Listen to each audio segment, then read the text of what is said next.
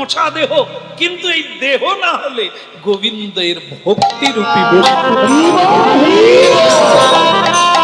লাগবে। এই জন্য আমেরও খোসা লাগবে, খোসা না থাকলে আম হবে না, আটি না থাকলে পরে আবার বৃক্ষ জাত থাকবে না, গোত্র থাকবে না, থাকবে, রাখতে হবে, কামও থাকবে, কামিনীও থাকবে, অর্থও থাকবে, কিন্তু ওই যেটাকে ধরে রাখতে গেলে, যাকে পেতে গেলে ওটা দরকার, ওটা সেই জিনিস, ওটা নশ্বর, ওটা অসার বস্তু, ওটা সার না, কিন্তু ওকেও রাখতে হবে, কারণ ও ধরে রেখেছে সার।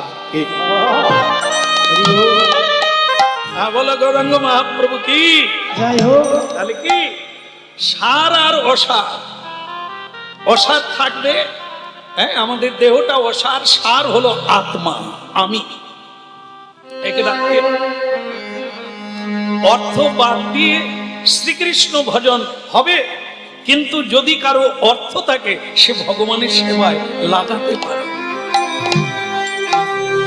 ভগবানের চরণে কি লাগে? অর্থ লাগে না, লাগে কি? অর্থ দিয়ে পরমার্থ ভক্তি করতে হবে, ভক্তির অনুষ্ঠান করতে হবে। বুঝা গেল? এই যে আজকে যে জায়গাটায় আপনারা অনেকে প্রণাম করছেন, এই জায়গাটা কি প্রণামের জায়গা? এই জায়গায় কেউ প্রণাম করে? আগামীকাল আর এখানে কেউ প্রণাম করবে না, তাহলে এখন করছে কেন? একটা অনুষ্ঠান তৈরি করা হয়েছে অর্থ দিয়ে। হ্যাঁ, প্যান্ডেল বাঁধা হয়েছে, তুলসী দেবীকে আনা হয়েছে, কীর্তনিয়াকে আনা হয়েছে, বৈষ্ণবগণকে আনা হয়েছে, তাই বৃন্দাবনে পরিণত হয়েছে অর্থ দিয়ে।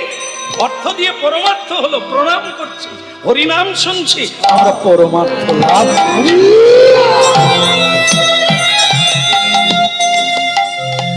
সে জানে ভক্তি রসসা, সে জানে ভক্তি রসসা, আমার গৌরাঙ্গে মধুরি লীলা যার করনে প্রবেশী, গৌরাঙ্গের মধুর লীলা যার করনে প্রবেশী,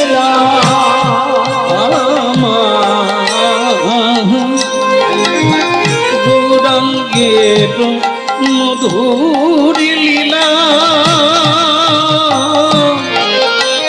যাদি করনে প্রবেশিলা,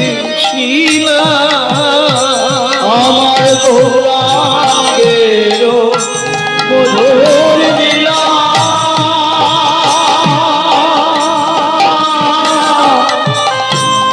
যার করনে প্রবেশিলা,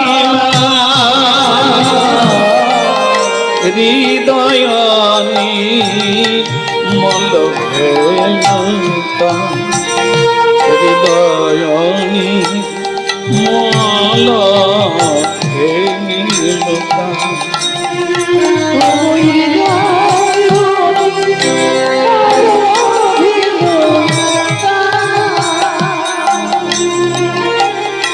হৃদয়ানি মল ভেল।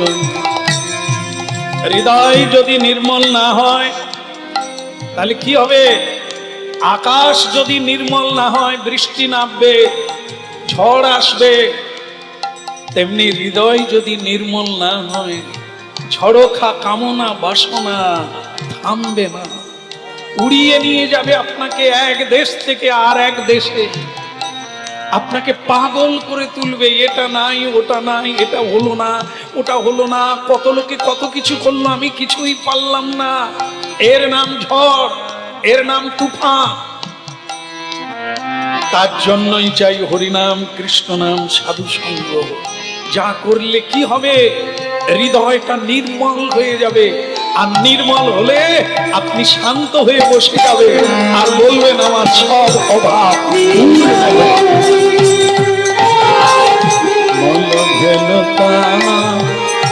হৃদয় নির্মল